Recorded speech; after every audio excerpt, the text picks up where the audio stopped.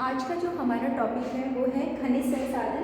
भारत के खनिज संसाधन बहुत ही इम्पोर्टेंट टॉपिक है और ज़्यादातर हमारे जो कॉम्पिटिटिव एग्जाम्स होते हैं उसमें ये टॉपिक हमारा रिपीट होता है। तो खनिज संसाधन होते क्या हैं? देखिए, धरातल से खनन के माध्यम से खोद कर बाहर निकाले गए जितने भी साधन है, संसाधन मतलब ऐसी कोई भी वस्तु जो हमारी आवश्यकता की पूर्ति करती है, वो क्या होते हैं? खनिज संसाधन होते हैं। खनिज संसाधन देखिए एक प्रकार के नहीं होते हैं, कई प्रकार के होते हैं। जैसे अलोह है, लौह है, या अपने ऊर्जा संसाधन है। ऊर्जा संसाधनों की बात करें तो हमारे पेट्रोल है, प्राकृतिक गैस है, कोयला है, ये सब क्या होते हैं? ये आणविक खनिज है, ये सारे हमारे होते हैं कैसे? ऊर्जा संसाधन, जिनसे हमें ऊर्जा या ताप की प्राप्ति होती है। दूसरे हमारी खनिज संसाधन जो होते हैं मुख्य रूप से जिनका हम अध्ययन करते हैं, अध्ययन तो ऊर्जा के भी है, लेकिन जो ज़्यादा मात्रा में हमें अध्ययन करने को मिलते हैं, बहुत सारे क्वेश्चंस उसमें से आते हैं, वो होते हैं अलोह या लौह धातुएं, जिसमें धात्विक अधात्विक खनिजों की हम बात करते हैं। तो सबसे पहले अगर डेफिनेशन की बात करें खनिज किसे कहते हैं, तो खनिज संसाधन ऐसे संसाधन होते हैं जिन्हें भूगर्भ से खनन के माध्यम से प्राप्त किया जाता है, वो होते हैं हमारे खनिज संसाधन। इन खनिज संसाधनों की बात करें, टॉपिक जो है आज हमारा है खनिज, ठीक है। और ये किसके संदर्भ में बात कर रहे हैं? भारत के संदर्भ में हम इसको अध्ययन करेंगे। तो खनिज संसाधन भारत के अध्ययन में खनिज संसाधनों को हम दो भागों में बांट सकते हैं, दो या तीन ही हो जाते हैं। धात्विक, दूसरा अधात्विक, और तीसरा हमारे हो जाते हैं ऊर्जा संसाधन, ठीक है। ये तो हमारे हैं, इनको अगर हम परंपरागत या गैर परंपरागत करके बताना चाहें तो वो भी इसमें इंक्लूड हो जाएगा। लेकिन हम खनिजों का वर्गीकरण मुख्य रूप से तो धात्विक, अधात्विक और ऊर्जा संसाधन के माध्यम से अध्ययन करते हैं।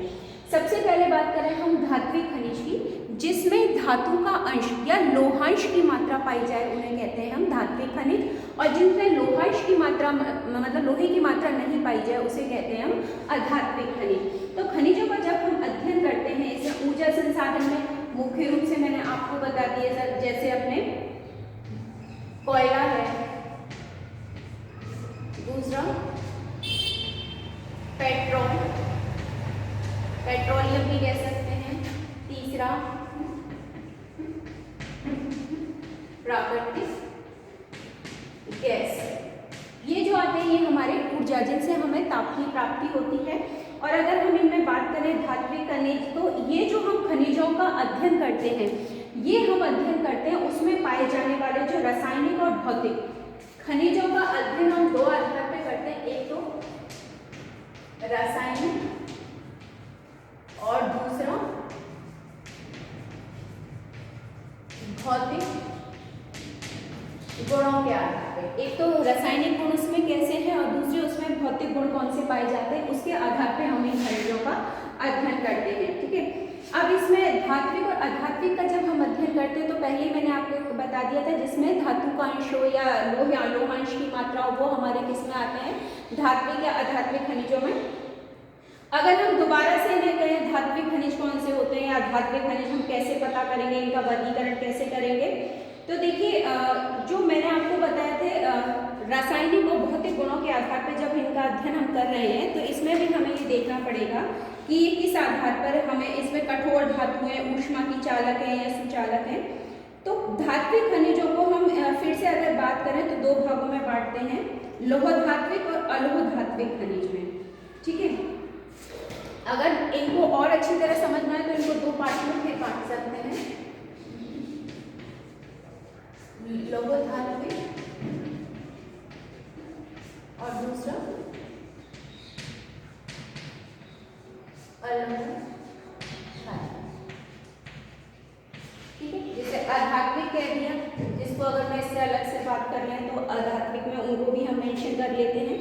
तो इसमें जिसमें लोहांश की मात्रा के आधार पे हम ये वर्गीकरण देते हैं कि किसमें लोहांश है और किसमें लोहांश नहीं है।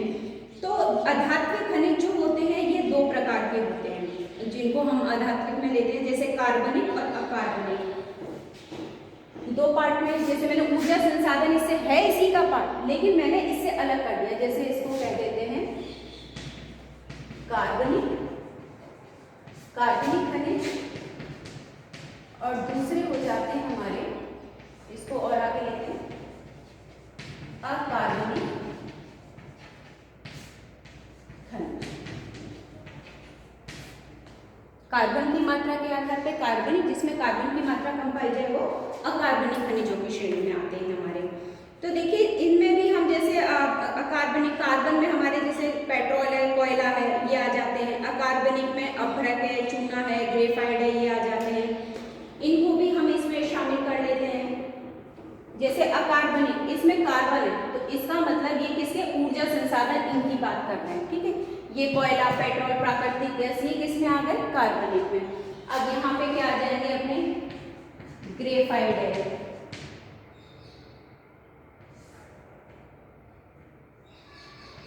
अभ्रक है, ये किसमें आ जाते हैं हमारे अकार्बनिक, जिसमें कार्बन का अंश नहीं पाया जाए वो आ जाते हैं हमारे अकार्बनिक खनिजों में। मुख्य रूप से तो देखिए इसमें ग्रेफाइट के अलावा अपना अभ्रक, चूना पत्थर भी आ जाता है। अगर आप कहें चूना पत्थर आदि,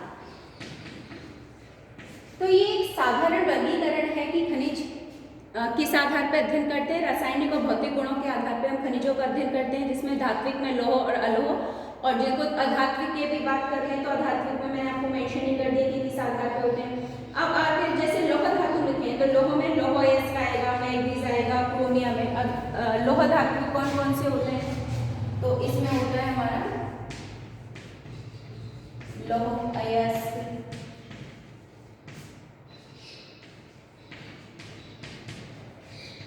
मैग्नीज, जिनमें देखिए बागर में मेंशन करें लौह का मतलब होगा जिसमें लोहांश का अंश पाया जाए, वो आ जाएंगे हमारे लौह धात्विक खनिजों में। आपका मैंने आपको मेंशन किया लौह है, इसका मैग्नीज है, क्रोम, आपका इसके अलावा क्रोमियम,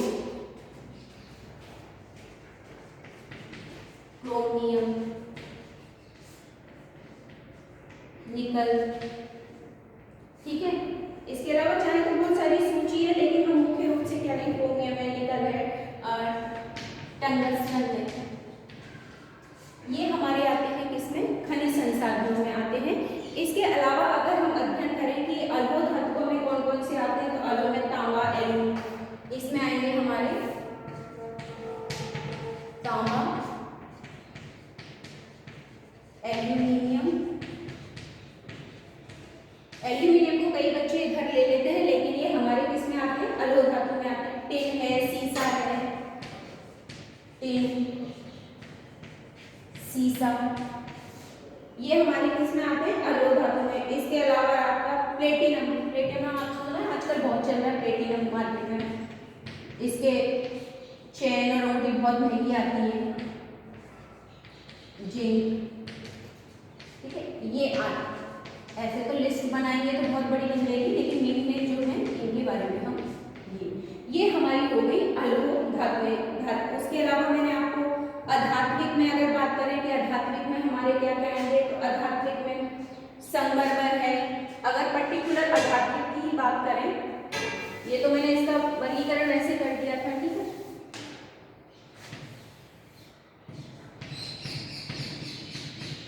संगमरमर किससे बनता है, संगमरमर कायांतरित का रूप है चूना का, तो संगमरमर इसी में आएगा आपका। इसके अलावा चूना पत्थर, ग्रेनाइट,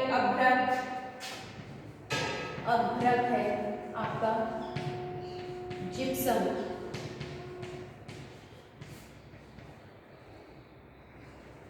ठीक है,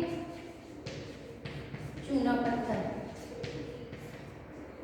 जिनमें लोहांश की मात्रा ना हो उनको हम किस में लेते हैं, अपनी अलोह धातु अधात्विक खनिजों में ले लेते हैं। इसके अलावा आपका बहुत ही इंपॉर्टेंट अगर बात करें, हीरा, फर्स्ट पे हीरा सबसे पृथ्वी की कठोर धातु कही जाती है, तो वो क्या है, हीरा है आपका। ये इसमें आपको मेंशन करना है कि जिसमें लोहांश नहीं पाया जा रहा है, सारी चीजें इसमें आ जाएगी। गंधक है, एस्बेस्टस है, लेकिन अभी नहीं नाम लिख देते हैं, जिनको हम किस में लेते हैं, अधात्विक खनिजों की श्रेणी में लेते हैं।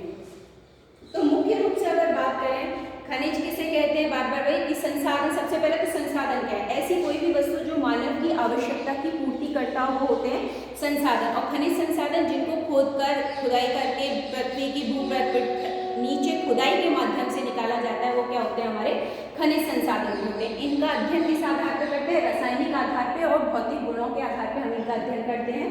इनके पार्ट्स की बात करें तो कितने भागों में, धात्विक, अधात्विक, ऊर्जा संसाधन, जिसमें धात्विक को लोह धात्विक और अलोधात्विक, तो अलोधात्विक का हम अधात्विक से भी रिलेटेड कर सकते हैं, जिसमें यहाँ पे भी मैंने आपको लिख दिया है क्या क्या चीजें आती हैं। और अलग से अधात्विक में ऊर्जा संसाधन में कोयला है, पेट्रोल है, प्राकृतिक गैस है, ये सब हमारे इसमें सम्मिलित होते हैं।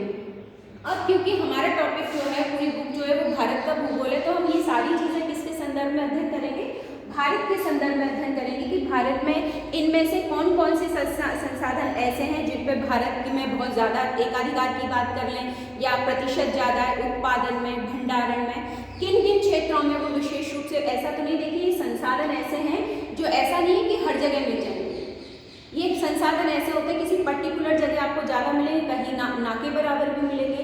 तो इनकी कहाँ ये अवस्थित है, कहाँ इनका खनन किया जाता है, क्या क्या प्रक्रिया है, वो हमारा अगला टॉपिक होगा।